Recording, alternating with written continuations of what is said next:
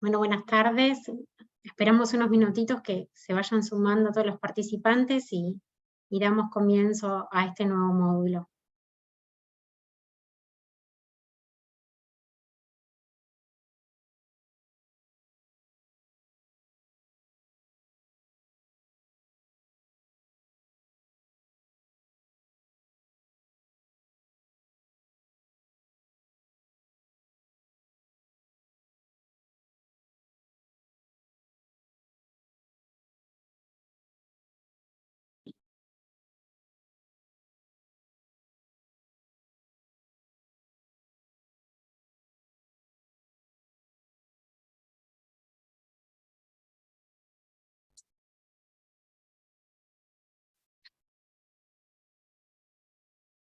Bueno, para cumplir y respetar el horario de todos, voy dando inicio a este nuevo módulo. Como les decía recién, es nuestro módulo número 4.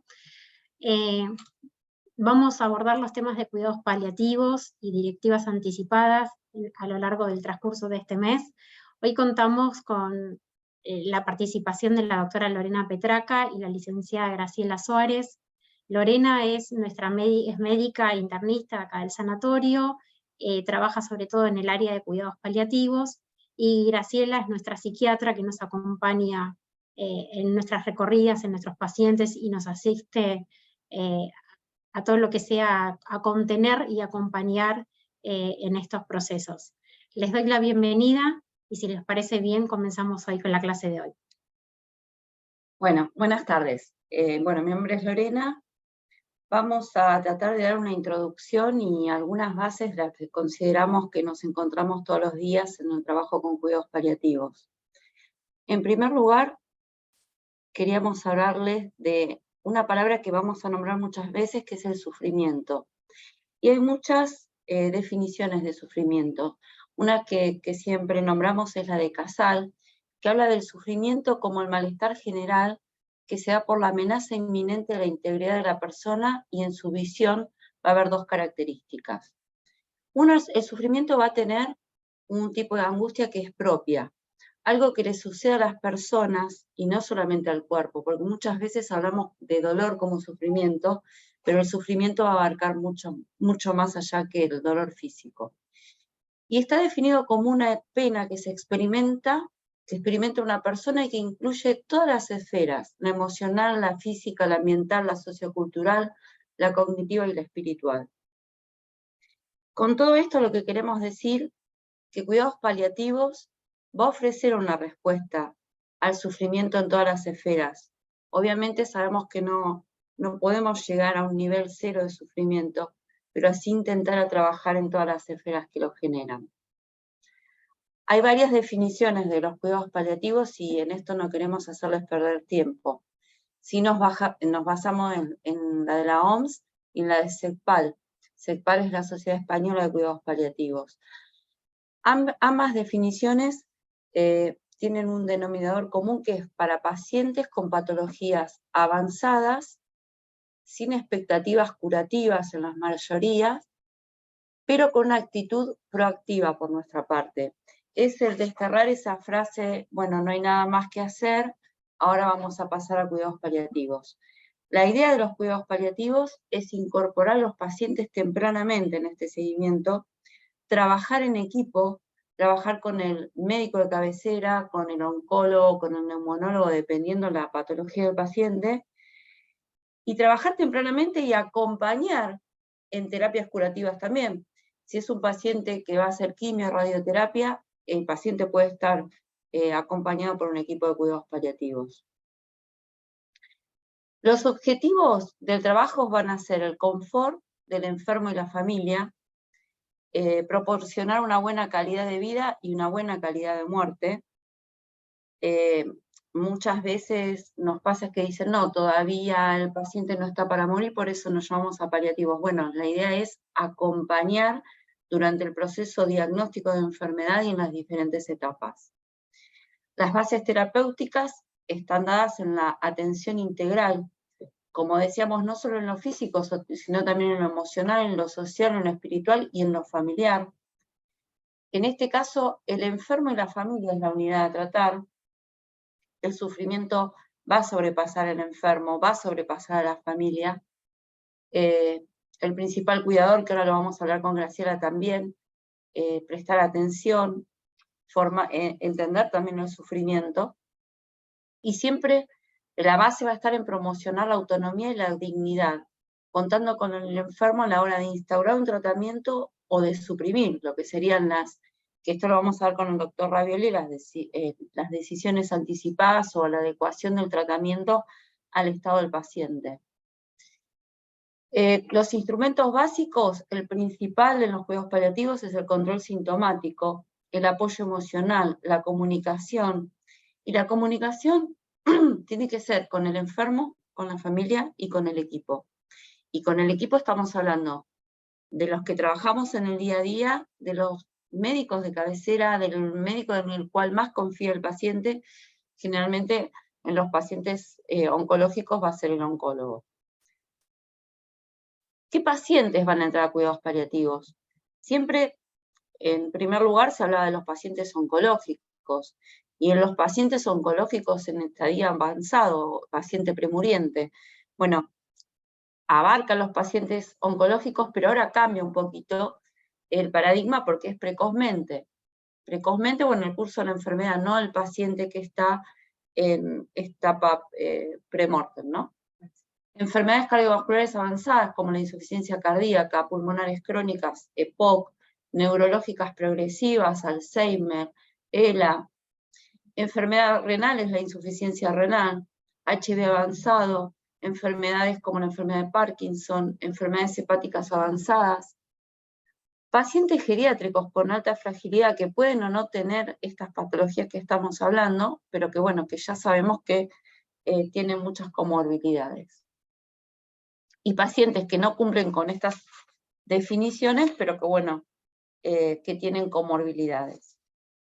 Hay algo muy interesante que se está trabajando hace unos años, de tener un instrumento que nos pueda decir qué pacientes van a ingresar a cuidados paliativos.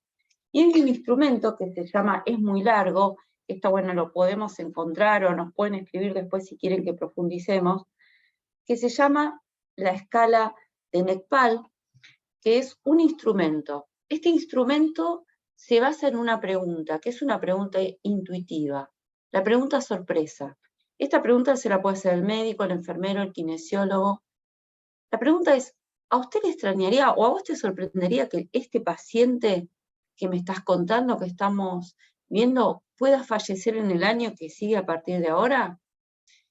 Si la respuesta del personal de salud es, no me sorprende, es un paciente que cumple, digamos, características para entrar en un programa de paliativos. Esto no significa que porque la pregunta sorpresa es no me sorprendería, o sea, es positiva, el paciente ya tiene que entrar a cuidados paliativos. Lo que significa es que podemos encarar la atención de una forma más integral, teniendo en cuenta todo lo que tenemos hoy para desarrollar en esta clase.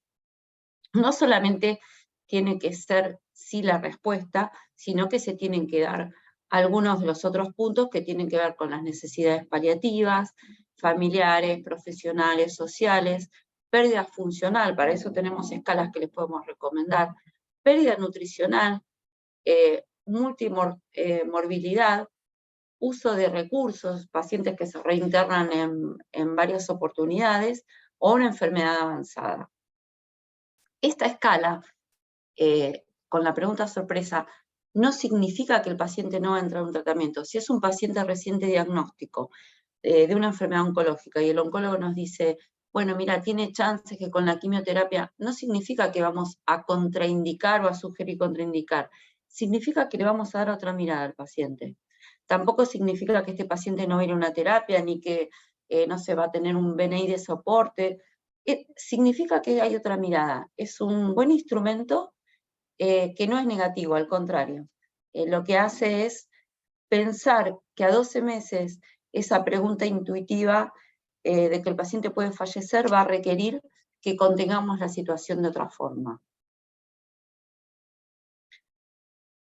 Con respecto, a muchas veces nos dicen, y bueno, ¿cuánto pensamos que el paciente va a vivir? ¿Cuánto no? No hay una escala o o no hay algo que sea determinante en cuánto puede o no puede vivir un paciente. Sí es real que el ojo clínico prevalece, y también hay escalas. Nosotros usamos mucho el ECOG, pero hay otros índices que pueden ver, que se pueden usar. Igualmente no hay estudios concretos que digan que con tal escala más tal escala vamos a tener algo certero. Pero sí la sumatoria de escalas, algunos datos clínicos nos van a servir.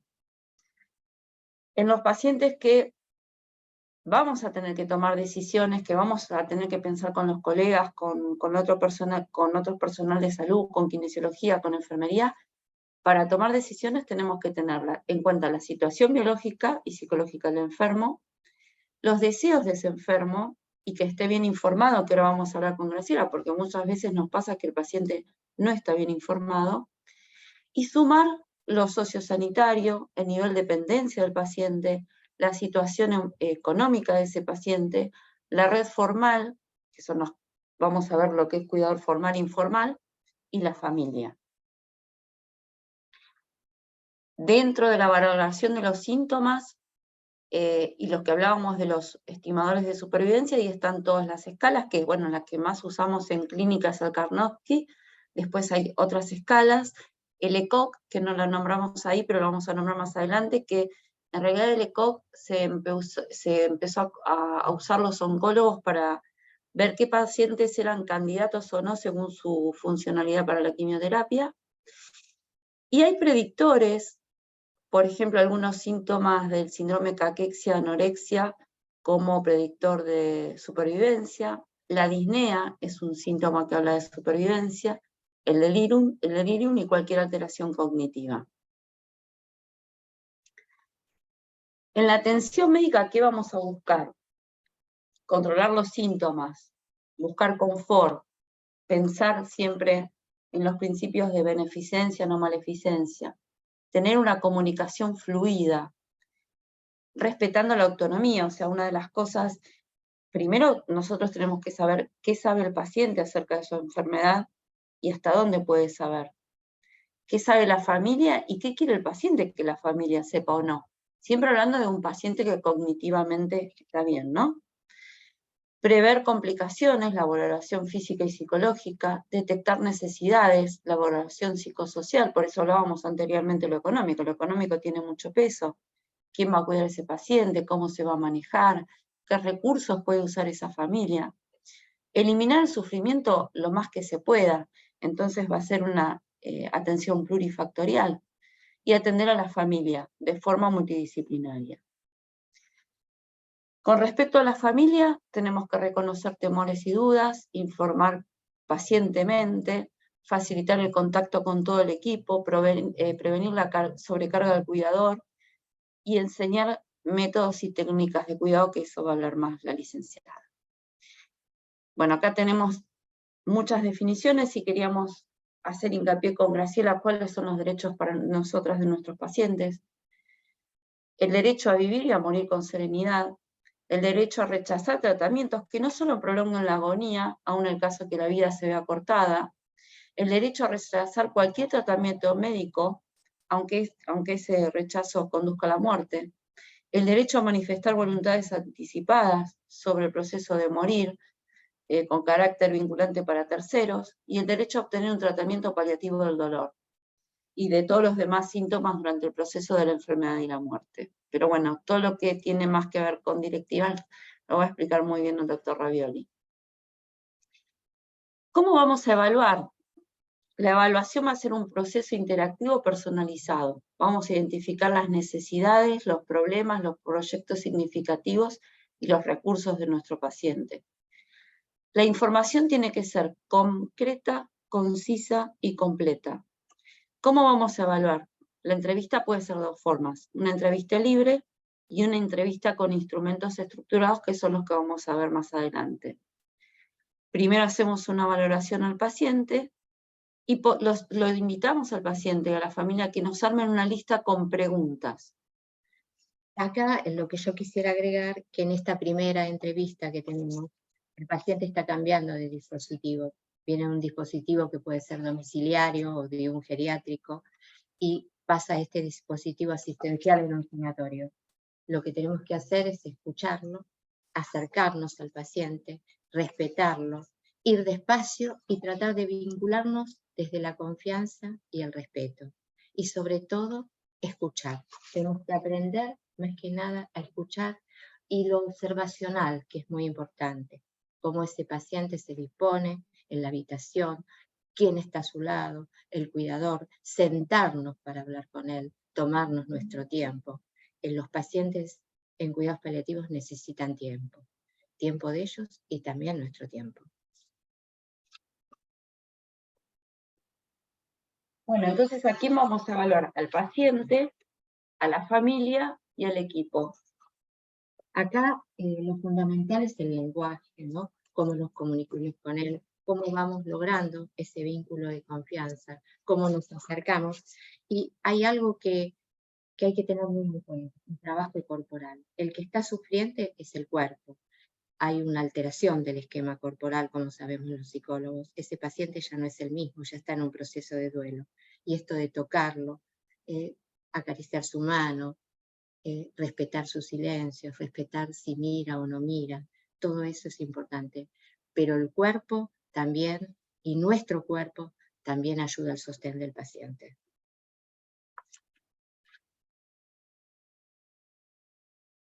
¿Cómo evaluamos al paciente?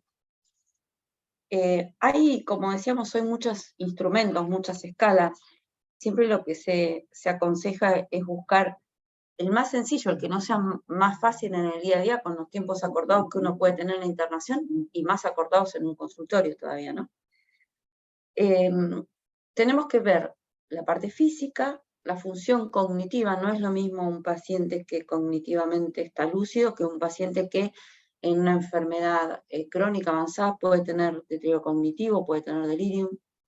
La evaluación psicológica del paciente y de su familia, los aspectos sociales espirituales, el estadio de la enfermedad, que eso nosotros lo podemos como médicos valorar por escalas, por datos de laboratorio y por la intuición clínica, y la función física de ese paciente. Cuando hablamos de función física, estamos hablando de la capacidad de autonomía, de autocuidado y de autonomía que va a tener ese paciente. Esto es muy importante porque la evaluación, desde nuestro punto de vista, siempre es multidisciplinaria.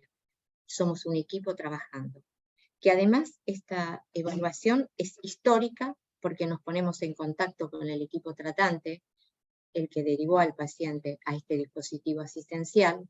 Es evolutiva porque en nuestro diario asistir este paciente va evolucionando y además tiene implicancia, eso es lo importante. Hay una implicancia vincular y de comunicación, hay una implicancia con el otro, hay una implicancia con ese sujeto que, como decía la doctora, es sufriente, que sufre y que tiene dolor físico. ¿Cómo vamos a la historia clínica? En primer lugar, el diagnóstico de la enfermedad. La cronología de los eventos relacionados a la enfermedad. ¿En qué momento se diagnosticó? ¿A qué tratamiento se accedió? ¿Qué colegas los evaluaron? Si hubo en la enfermedad oncológica cambio o no cambio de oncólogo, qué tratamiento recibió. Todos los tratamientos previos para otras patologías, que como cualquier historia, problemas médicos, antecedentes quirúrgicos, antecedentes psicopatológicos, uso de medicación, terapias alternativas, que esto vos siempre hablás de validar, ¿no? Sí, de validar todas aquellas que no sean nocivas Claro. para el paciente. Pero como dice Levi Strauss, El hechicero y su magia, algo que es muy interesante de leer, todo lo que el paciente cree que le hace bien y no es nocivo, hay que dejarlo que lo crea y que lo tome y que sienta que eso le está haciendo bien, así como nuestro apoyo, ¿no? Por eso en esto que decía la doctora, la comunicación entre los equipos tratantes, el que lo deriva, el que lo asiste en este momento, y también para nosotros no hay una epicrisis, es un papel, hay una comunicación, hay un devenir, ¿no? Hay una información, hay una comunicación con los otros que van a tener que asistir a ese paciente en lo que sigue el tratamiento. Además, nos ha pasado muchas veces pacientes que están con terapias alternativas o con medicación analgésica que en algunos casos todavía no está comprobada o por algunas patologías. Validar esto que el paciente nos pueda contar también nos va a ayudar, porque si nosotros indicamos un opiáceo para el tratamiento del dolor o un antidepresivo, tenemos que conocer qué otra medicación está tomando. Y generalmente lo que notamos es vergüenza cuando nos tienen que contar de medicamentos, terapias alternativas. Bueno, esto de darle el lugar, de hablar, de ser honesto, de decir, bueno, mira, realmente no conozco esa medicación, pero voy a hablar con esta persona que te la indicó, porque bueno, de hecho, para el tratamiento del dolor, el tercer escalón de la OMS son los opiáceos y nosotros con los pacientes oncológicos o los pacientes con EPOC, insuficiencia cardíaca, a partir de la disnea lo utilizamos mucho. El examen físico, como hacemos con todos nuestros pacientes, y bueno, repasar los estudios de imagen en el laboratorio. La evaluación de los síntomas. El paciente va a ser la fuente principal de información sobre la presencia de los síntomas, cómo interfieren en su vida, la severidad, la intensidad. Y el control de síntomas va a ser el pilar esencial en los cuidados paliativos. Hay algo que recién hablábamos, que afecta la comunicación con nuestros pacientes, que puede ser el delirium, que se ve mucho en los pacientes con enfermedad avanzada crónica, o en pacientes con sedación, trastornos metabólicos, pacientes con patología orgánica cerebral. En estos casos la comunicación va a estar afectada, pero acá el hecho de trabajar con la familia o con lo que vamos después a definir que es el cuidador principal, va a ser considerado una alternativa como una fuente de información. La intensidad que el cuidador principal o el familiar percibe del síntoma que estamos viendo en nuestro paciente. Es muy importante en esto del control de síntomas tratar de saber qué siente el paciente, qué es lo que le pasa, en qué momento. Eso es importantísimo. Hemos encontrado con Lorena pacientes que son maltratados por el cuidador principal y solamente dándonos un espacio privado y tratando de que ese cuidador no se sienta enjuiciado, prejuzgado, porque a veces es claudicación el maltrato. Entonces, eso también es muy importante de esclarecer, de observar, de mirar, así como también cuando el paciente en privado nos dice no doy más, y a lo mejor la familia está pidiendo más, y tenemos que respetar y trabajar con la familia la autonomía de ese paciente que dice hasta acá llego, por favor, quiero vivir lo que me quede de la mejor manera posible. Muchas veces lo que hacemos nosotras, tenemos, respetando la autonomía, la primera entrevista a solas con el paciente, le preguntamos al paciente si nos permite mantener una entrevista con su familiar o si quiere que la entrevista sea con el familiar presente, pero bueno, para rescatar todas estas cosas que hablamos con Graciela. También les explicamos por qué queremos tener una entrevista con la familia, porque la idea es trabajar como soporte de ese familiar que lo está cuidando. A veces tenemos una entrevista con el paciente, una con la familia y posteriormente una con el paciente y la familia. Y la verdad salen cosas muy interesantes. Y tenemos una gran ventaja, que es la observación y la asistencia diaria. Eso es importantísimo en el control de síntomas, porque vamos a saber, por ejemplo, en qué momento del día el paciente tiene más dolor. Eso hay que observarlo, hay que mirarlo, lo sabemos a través de los rescates, pero también sabemos la presencia de quién. Eso también es importante de ver en qué momento, porque ahí vamos a tener muchas inferencias y vamos a poder sostener de otra manera la situación de dolor y sufrimiento.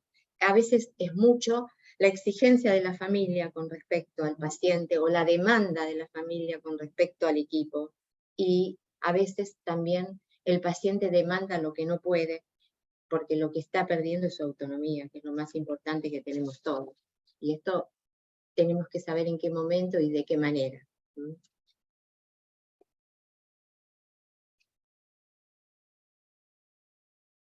Más o menos lo que dice Graciela, que aun cuando se exprese como una afectación física, el síntoma puede poner de manifiesto conflictos o alteraciones de otra índole, en el plano emocional, espiritual, social y económico. La prevalencia de los síntomas, bueno, son mayormente los que más afectan al paciente, bueno, el dolor, la pérdida de peso, el insomnio, la ansiedad, la tos, la constipación, la irritabilidad, náuseas, boca seca, que se da generalmente secundario a los tratamientos, disnea como progresión de enfermedad o secundaria a tratamientos, la anorexia, la tristeza y la depresión. De estos bravos, ¿nos querés contar? Sí, yo lo que pienso es que hay que trabajar mucho con la familia, porque la familia muchas veces en esto de la anorexia exige que el paciente coma de qué manera y a lo mejor pone afuera lo que es de adentro. Y afuera sería que la nutricionista no se ocupó lo suficiente de la comida del paciente o que nosotros no le decimos lo debido para que ese paciente coma, y es que el paciente a lo mejor ya no tiene más hambre porque su patología va creciendo, y tenemos que estar atentos también de la somnolencia cuando pasa el paciente al insomnio, de la ansiedad cuando pasa a la depresión, y dos cosas que son muy distintas, la tristeza de la depresión. Una cosa es la tristeza, el estar enfermo, el estar internado, el sentir que la autonomía va cambiando, que su vida va cambiando, que hay cosas que ya no va a volver a hacer, trae tristeza. Eso es un sentimiento. La depresión es una cosa mayor, es cuando ya no quiere más nada, no quiere comer, está irritable. Pero yo diría que más que nada lo que encuentro en los pacientes es tristeza. Y esa tristeza hay que escucharla, hay que darle lugar. Y hay que trabajar mucho con la familia para que la familia pueda empezar a sostener, a contener estos síntomas y sentirlos que los tiene que aprender a respetar. Con respecto a los síntomas, siempre plantearnos que no todos los síntomas son secundarios a la progresión de enfermedad. Muchas veces puede haber otra patología cursando, por ejemplo, en un paciente con un CA de pulmón, no siempre la disnea es por progresión de enfermedad, puede estar cursando un síndrome bronquial o una reagudización de su EPOC. Muchas veces la somnolencia no es por progresión de enfermedad o por una metástasis, sino por el paciente puede tener una hipercalcemia, una infección urinaria. Siempre la visión clínica para descartar otras cosas antes de poner el rótulo que es por progresión de enfermedad. Muchos pacientes que son derivados de la guardia de consultorio, que se internan y, bueno, cursaron una infección urinaria, y tratamos esa infección urinaria y el cuadro de deterioro cognitivo mejora, o el dolor lumbar era secundario a la infección urinaria alta y no era por prevalencia por progresión de enfermedad. La constipación puede ser secundaria a los analgésicos o secundaria a deshidratación o falta de ingesta. Siempre tener en cuenta nuestra visión clínica, ¿no? A veces en esto del insomnio del paciente, ¿no? Yo uso una frase de Goya que dice que la noche engendra monstruos. Y eso me ayuda a entrar en el territorio de la muerte, ¿no? Porque antropológicamente lo que el paciente y todos pensamos que la muerte es un sueño eterno. Y ahí aparecen las fantasías de muerte que habitualmente en la noche son mayores. A veces el cuidador duerme, a veces están solos. La oscuridad, ¿no? Dejar una luz prendida. Empiezan algunas alternativas, pero empezar a hablar de la muerte, ¿no? Desplegar eso también es muy importante. A veces nos pasa que es el paciente que durante el día lo tenemos internado o está en la casa, está con analgésicos, tiene dolor controlado, y a la noche el dolor es intenso, una severidad 10 en 10, y necesita utilizar muchos rescates, que alguien esté pendiente de él, lo que contaba Graciela. Bueno, eso es lo que tenemos que ver, por ejemplo, en ese dolor que aumenta de noche, ver qué fantasías hay a la noche, o si hay algo que aumenta ese dolor, pero generalmente tiene que ver con lo que cuenta Graciela, con el miedo a la muerte, ¿no? Bueno, los instrumentos de evaluación, como decíamos hoy, hay desde herramientas simples hasta muy complejas. Siempre las más simples son las más apropiadas para estos pacientes, porque aparte nunca tenemos mucho tiempo con los pacientes, y en poco tiempo tenemos que evaluar todas las esferas que vimos, la física, la psicológica, la familia, la social, la espiritual. evaluar la intensidad del síntoma, diagnosticar, monitorear la efectividad del tratamiento que instauramos y detectar efectos adversos a los medicamentos que usemos. El instrumento que más se utiliza es la evaluación, la escala de ESAS, es la más usada en cuidados paliativos. Vemos que es una escala análoga con 10 ítems donde se tratan todos los síntomas.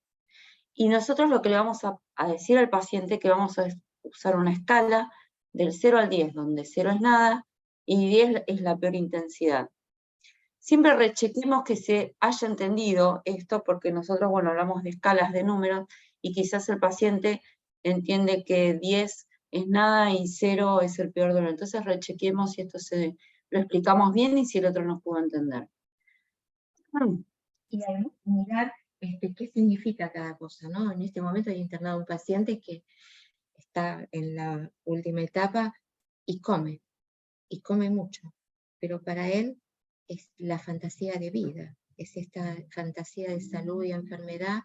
Él siente que si come sigue viviendo, o sea que detrás de esto el fantasma de la muerte está con él, ¿no? Esto de respetarlo, de seguirlo, de escucharlo, de sentirlo, ¿m? No solamente a él, sino al grupo humano que lo acompaña.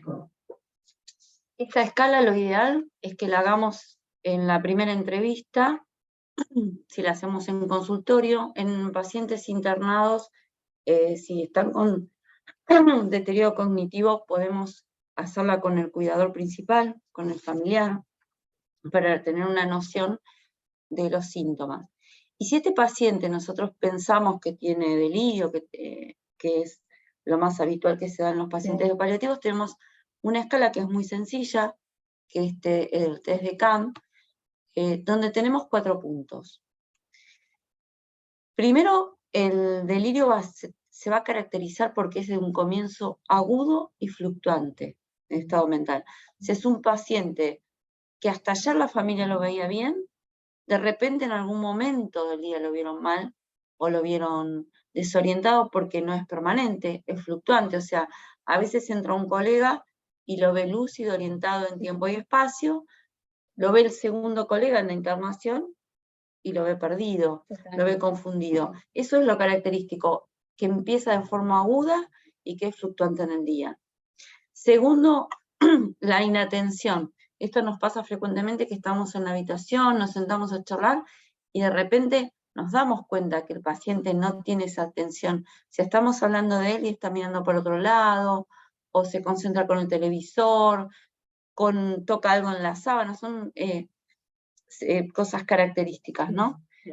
Pensamiento desorganizado, que lo obtenemos con la respuesta positiva a la siguiente pregunta.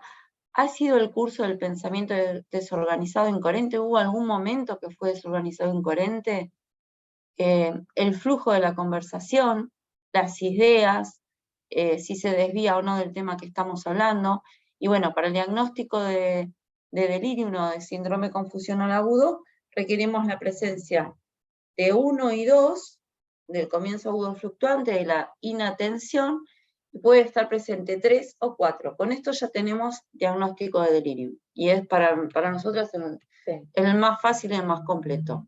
Además tenemos que tomar en cuenta varias cosas psicológicamente que a veces trabajo con la familia. El tema de que el día y la noche, ¿no? Que se siga respetando, la ingesta de alimentos que se siga respetando, el tema de los horarios en esto de la ingesta de alimentos, ¿no? Como que proporciona un encuadre. El encuadre siempre favorece que el paciente se reorganice en lo posible. Asimismo, por ejemplo, la utilización de un reloj. Y la otra vez estaba con una paciente que es gracioso, ¿no? Perdida totalmente, pero le ponían a Luis Miguel y la paciente se conectaba, porque era algo que es de su historia, de su vínculo. Tremendo, entonces se lo ponían a la hora de comer y ella se conectaba, después se desorganizaba. Esto, ¿no? Ese marco, que traigan fotos, que traigan la almohada, la colcha. Ojos, sus audífonos, o a veces no nos escuchan porque antes de estar internados usaban audífonos, o sea, tener todos esos elementos antes de decir que el paciente debe hacer un test de CAM, ¿no? Es verdad. Bueno, dentro de las escalas funcionales hay un montón. La que más usamos es el ECOG. El ECOG fue creado por el Instituto Nacional del Cáncer de Estados Unidos y se usaba para evaluar a los pacientes que iban a ingresar a quimioterapia. Lo que muestra esta escala es la capacidad de deambular y de autocuidado del paciente. Con esta escala, que es fácil, que es una de las más cortas, podemos decir que los pacientes que tienen un ECOG de 1 y 2 van a hacer una terapia de quimio o radioterapia, o que van a ser pacientes para tratamiento oncoespecífico. 3 y 4 ya estaría desaconsejado, la mayoría de los oncólogos ya desaconsejan porque en realidad son pacientes con enfermedad muy avanzada. Bueno, yo mi tarea ahí es siempre fomentar la autonomía del paciente, tanto física como cognitiva. ¿Cómo esto? Bueno, la ayuda del kinesiólogo, elegir la comida, ¿no? Así no coma, no importa, pero que él elija cuando viene la nutricionista que le dice plato 1, 2, 3, que él pueda elegir qué es lo que quiere y también decidir sobre las visitas, quién quiere que lo visite, de qué manera, en qué horario. Eso es muy importante, es fundamental. Y sobre todo la autonomía cuando hay pacientes jóvenes, padres y madres, que sigan tratando de ver esto que pasa con la escuela de los chicos, qué pasa con los maestros, que traigan la carpeta, que los ayuden a hacer los deberes, todo eso ayuda un montón. Yo trabajo mucho con los dibujitos de los chicos, que los padres me mandan, les doy una devolución, todo eso los ayuda a integrar, como el padre también en sus roles y funciones. La autonomía es eso, roles, funciones, que sienta que no perdió todo, en muchas partes de su vida que las puede retomar en lo posible, ¿no? Bueno, esta escala, la de Karnofsky, que seguramente la conocen, habla también del nivel de actividad que puede realizar un individuo y capacidad para autocuidado, pero también tiene un componente que tiene que ver con la calidad de vida, que en ECOG no está tan amplio, ¿no? Un performance menor a 50 habla de un alto riesgo de fallecimiento en los próximos 6 meses, y es más relevante en pacientes con SEA avanzado. Bueno, esta es otra escala también completa que determina, es muy útil al ingreso en los pacientes a internación, predice supervivencia y enfermos que estarían para ingresar en cuidados paliativos. Bueno, acá la dejo, Graciela. Bueno, no, esto lo hacemos juntas. El tema de la evaluación psicológica, que siempre es multidisciplinaria. Lo primero que yo hago con un paciente, en lo posible con el paciente y con la familia, es hacer un genograma. El genograma familiar a mí me permite saber la vinculación, la comunicación, las muertes, las separaciones, los alejamientos, las enfermedades. Es un dispositivo que me permite en muy corto tiempo tener una radiografía familiar acerca de qué es lo que está pasando con ese paciente. Y ahí, en base a eso, empezamos a operar con Lorena y con el equipo las distintas posibilidades, el alejamiento de un hijo, las disputas, las separaciones, porque a partir después de la separación, la muerte, los arrepentimientos, todo esto que va a dar una lectura integral a este paciente. Otro punto es la información y la comunicación, que muchas veces tengo que evaluar y tenemos que evaluar la información y comunicación del paciente, y otra cosa es la de la familia. Y otra cosa es cómo se inserta esa comunicación e información en nuestro dispositivo asistencial. Muchos pacientes vienen curados, y ahí tenemos un problema. Tenemos que empezar, vienen con una información, tanto él como la familia, que están curados de su enfermedad. Y entonces empezar a operar desde ahí nos va a llevar tiempo, desarticular ciertas cosas, articular otras, ir despacio, respetando y sabiendo que la información tiene que ser paso a paso y en la medida. Y siempre el paciente, en lo que el paciente pregunte. El familiar sí tiene que tener una verdad, pero el paciente la verdad soportable. Soportable quiere decir la que él pueda preguntar y de qué manera. Bien. cómo es la elaboración cognitiva de este proceso, cómo se va elaborando cognitivamente este proceso. Primero que nada, ya la autonomía, la falta de autonomía, el estrés, el estar ya en un proceso de duelo porque hay algo que se va perdiendo y que a veces no se recupera o se recupera de otra manera, nos va a permitir saber las fantasías de salud y enfermedad. Y esto, como decía Pillon, es central, porque las fantasías de salud y enfermedad que cada uno tenemos acerca de uno mismo nos centra en el dispositivo que esperamos de la vida y cómo va a ser nuestra vida y de qué manera. Y ver cómo paulatinamente vamos dando cuenta de todo eso. Y hay una cosa que es el cuidador principal, pero a veces hay un cuidador real y un cuidador aparente. El cuidador real a veces es la señora que lo cuida, que tiene dificultades a lo mejor cognitivas para entender todo el proceso, pero que sí entiende muy bien los síntomas. Y ella es la que nos dice el dolor, quién lo visita, cómo lo visita, cuándo come, si traga bien, porque eso es algo que tenemos que estar cuidando continuamente, la deglución. Y viene el aparente, que a lo mejor pasa 2 veces por semana y solamente quiere saber qué opina el equipo médico. Entonces, tenemos que cuidar esas dos funciones porque del aparente también dependen un montón de cosas que a veces son sociales, económicas y de toma de decisiones. Y después hay alguien que yo tomo mucho, que es el sostén afectivo. El sostenedor afectivo es muy importante, a veces mucho más importante que el cuidador del paciente, y es a veces el que sostiene al cuidador. A veces nos encontramos con matrimonios grandes, donde la esposa o el esposo son el cuidador principal, pero hay un hijo, o hay un primo, o hay un hermano, o hay un tío, que es el sostenedor afectivo, el que cuida para que ese cuidador principal no claudique, no se quiebre. Entonces el sostenedor afectivo, que lo marcamos en el genograma, es importantísimo. Y siempre estar muy atentos a la autonomía del paciente. ¿Por qué? Porque el paciente va a ir perdiendo autonomía física, cognitiva y toma de decisiones. Y siempre tenemos que estar, como decía antes, incentivando esto. En lugar de madre, todo lo que tenga que ver con los roles específicos de la madre. A lo mejor pasar una receta que hacía todos los domingos en la casa, a pasársela a la hija o al hijo, le da un rol, así como el padre pagar las cuentas. Y estar también muy atento a algo que llamamos estrés. Todo este proceso es un estrés.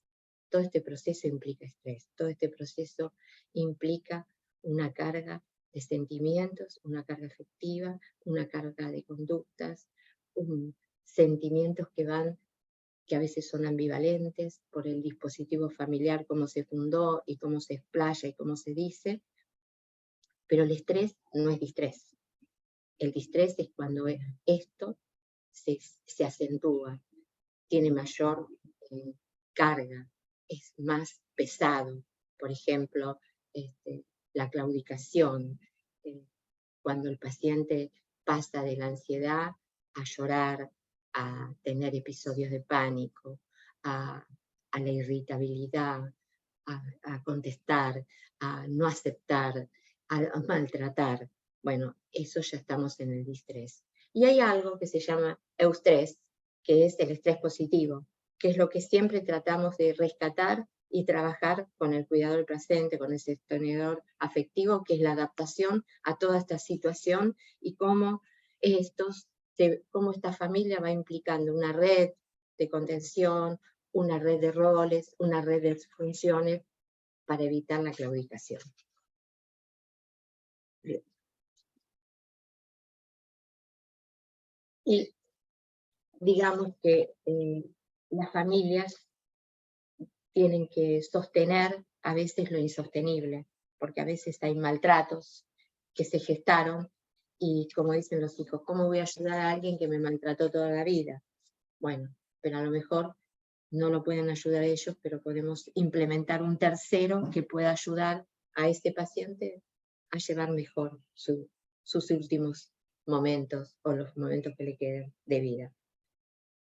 Dentro de las escalas del dolor también tenemos varias opciones, que es la visual, que es la sin dolor al peor dolor, la escala numérica, la gráfica. Esta es la que a nosotros nos sea más fácil y la que le sea más fácil también al paciente. Como repetimos en otras escalas, siempre corroborar que 0 es sin y 10 es la peor intensidad. Muchas veces no nos podemos manejar con numéricas, pero si hablamos de leve, moderado, severo, también lo podemos lograr con los pacientes. El dolor lo tenemos que evaluar como uno de los 10 puntos que estaba en el ESAS en la primera consulta, y esta escala en internación, por ejemplo, la usamos todos los días para ver cómo responde el paciente a los analgésicos, también en consultorio, y habitualmente los pacientes que conocemos con dolor físico que medicamos, las primeras 24 horas mantenemos contacto telefónico. Si no los podemos ver en el consultorio o no los vemos en la internación, tener un contacto, porque bueno, no solo estamos buscando bajar la intensidad del síntoma, sino también que tenemos que evitar y monitorear todos los efectos secundarios que podemos tener con los fármacos, ¿no? Historias de adicciones. Bueno, es muy importante el tema de lograr un vínculo con el paciente para eliminar el prejuicio, la vergüenza que pueda significar para el paciente una adicción como puede ser el alcoholismo, la marihuana, la cocaína, porque bueno, casi siempre esos pacientes han sido excluidos o juzgados o mirados de manera diferente. Y en la medida que nosotros consolidamos un vínculo diferente, donde escuchamos, respetamos, lo hemos logrado, nos pueden decir. Y sobre todo, le hacemos saber que es importante esta verdad para que podamos medicarlo correctamente, ¿no? Además, bueno, porque la historia de abuso de sustancias nos muestra una forma desadaptativa de afrontamiento del paciente en algunas situaciones, y realmente son uno de los pacientes más difíciles de tratar el dolor en los casos que hay antecedentes o que hay uso activo de drogas, ¿no? Bueno, la evaluación familiar. Un poco todo lo que ya dije, yo agregaría algunas cosas, por ejemplo, siempre a veces nos encontramos con familiares muy narcisistas que piensan más en ellos que en el paciente, entonces tenemos que estar muy atentos a esos familiares porque a veces distorsionan el cuadro y el paciente queda más pendiente del otro que del mismo. Y bueno, nuestro trabajo es justamente la funcionalidad de la familia, el establecer una red, el trabajar con ellos, en derivarlos, también derivar aquel que pueda hacer un duelo patológico. Y hay una capacidad de aprendizaje que tienen las familias. Hace poco, con Lorena, hace 8 años atrás vimos una familia en la Clínica del Sol, donde el señor murió, y realmente para esa familia fue tan difícil las decisiones, el ver si le daban, no le daban, los remedios, la analgesia. ¿Te acuerdas, Lorena? Fue tremendo. Además hace 8 o 10 años no se hablaba tanto de la adecuación terapéutica ni de las decisiones anticipadas. No, para nada. Para nada. Trabajábamos como podíamos, pero bueno, esto de ser un equipo también, donde nos conocemos con la mirada, facilita muchas cosas.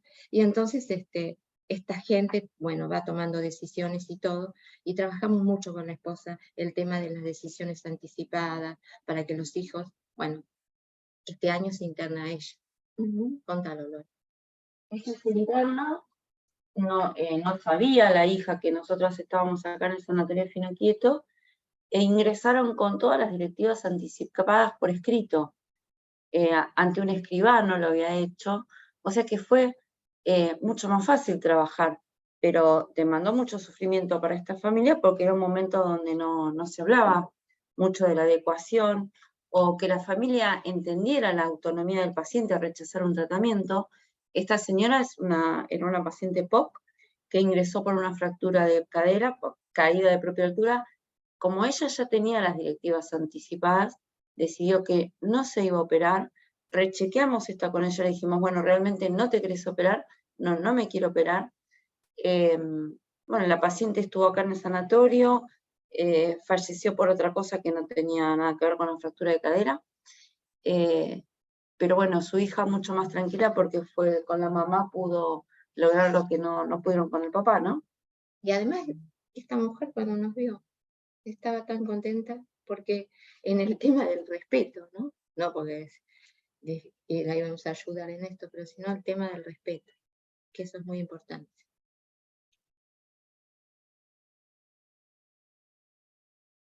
La evaluación social, bueno, lo que hablamos con Graciela, de los cuidadores, los factores culturales de los pacientes, las costumbres, nos va a permitir planificar los cuidados. Y en esto, cuando hacemos la evaluación familiar, social, los cuidados no siempre en los pacientes con enfermedad avanzada van a poder ser en el domicilio. No siempre el mejor lugar para morir para un paciente es la casa. No siempre se puede organizar en una casa, no siempre están los recursos económicos de la familia, ni los recursos que le brindan las prepagas y las obras sociales para poder morir en el domicilio.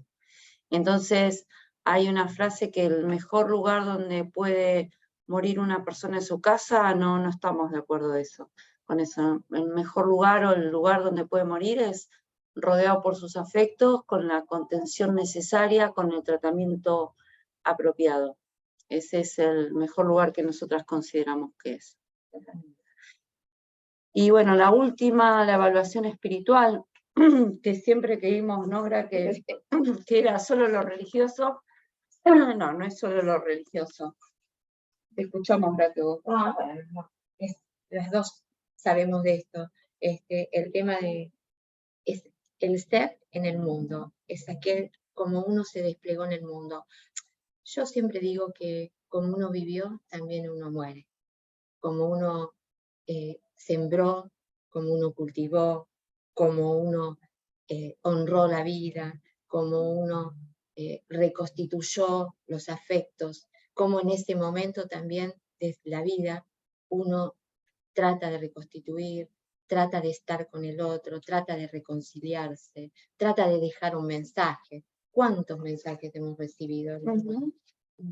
¿Cuántos mensajes este paciente necesitó para decirle a su familia, a sus hijos, lo que esperaba, lo que quería? Esa es la evaluación espiritual. Cómo ese ser en el mundo se insertó, cómo siguió viviendo y cómo de alguna manera se despide de este mundo, más allá de toda religión. Es lo que cada uno pensamos de la vida. Yo creo que la muerte es una consecuencia de la vida. Eso pienso. Bueno, Ale, estamos a disposición. Bueno, muchísimas gracias a ambas, la verdad es un placer escucharlas. Les agradecemos por compartir, ¿no?, todas estas herramientas que nos ayudan, bueno, a enfrentarnos a estas situaciones y que tan poco se habla, ¿no? Es un tema que viene en los últimos años, hace un poco más de ruido y se le da su importancia, pero que nadie nos enseña, ni nos da las herramientas como para poder afrontar situaciones tan hay algo difíciles. interesante que hoy lo hablábamos con Graciela, ¿no? Nosotros en la segunda placa pusimos cuidados paliativos. La verdad que cuando nosotros vamos a ver por primera vez a un paciente no le decimos que somos de cuidados paliativos, porque suena feo.